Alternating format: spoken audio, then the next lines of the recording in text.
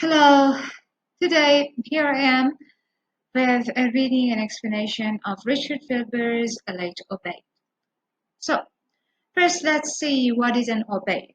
Back then in 17th century, there was a genre called an aubade.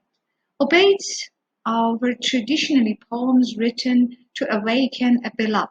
So you send, for example, a letter to your beloved's room or home, and then when she got up, she would read that poem. It wasn't obeyed.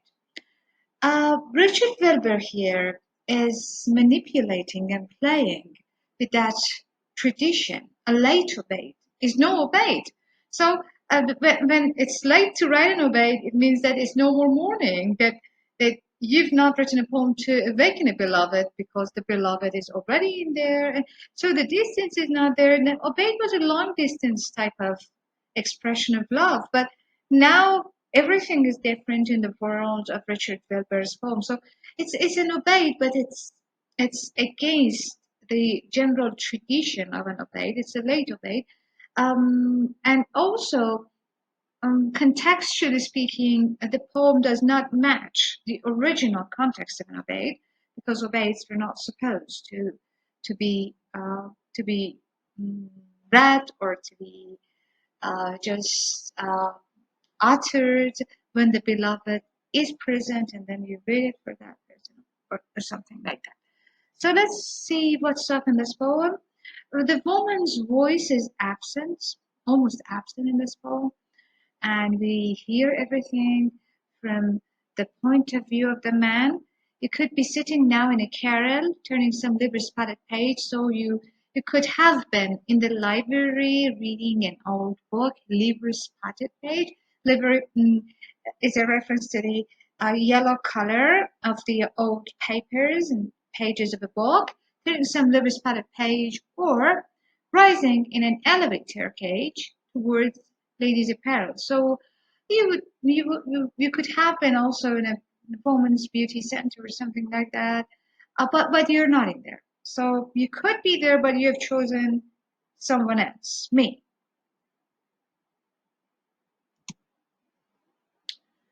You could be planting a raucous bed of salvia. Salvia is this flower in rubber gloves, and raucous means making a loud sound, or launching through a screed of someone's love with heating head, or you could do some gardening, or you could just spending some time with a friend that person would talk about a love story, a broken heart, and then it would just shake a head for that.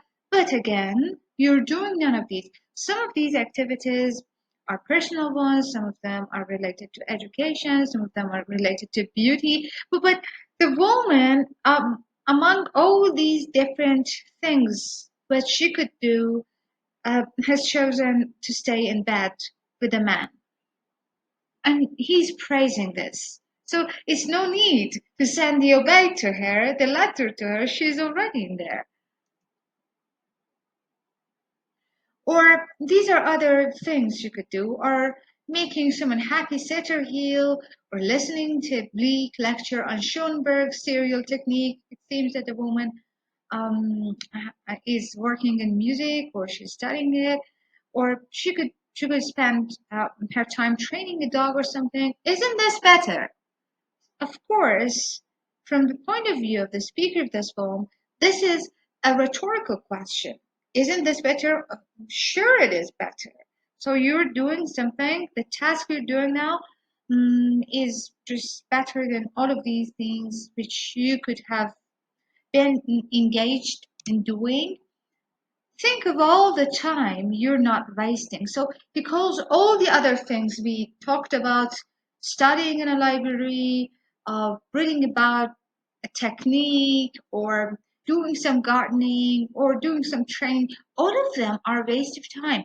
Think of all the time you're not wasting and would not care to waste such things, thank God, not being pure taste. It seems that the woman's taste is just staying bad with him. Think what a lot of let's go.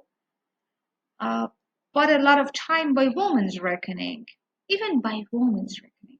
And this is the part that feminists had attacked the poem for and the poet by woman's reckoning. So even by woman's reckoning, a woman's recognition is considered to be lower. But even though you have a woman's reckoning, but you've saved some time, you've saved and so may spend on this. You would have rather lie in bed and kiss than anything. So this is what you've chosen: to be in bed with me, to be kissed with me, by me, and then it's almost noon, you say. This line is the only occasion in which we can hear something from the woman. It seems that it is implied in the poem that the woman has told him, okay, it's no more morning, I have to get up, I have to do something. It's almost soon, you say. If so, time flies.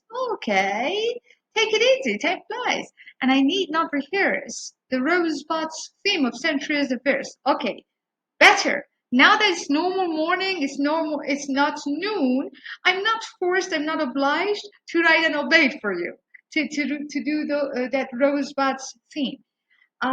If you must go, and if you must go is another part, but let me just add something about the rosebud theme of centuries verse. Uh, there is a poem written in 17th century to the virgins to make much of time. And this rosebud, actually, the word rosebud is famously used in that poem.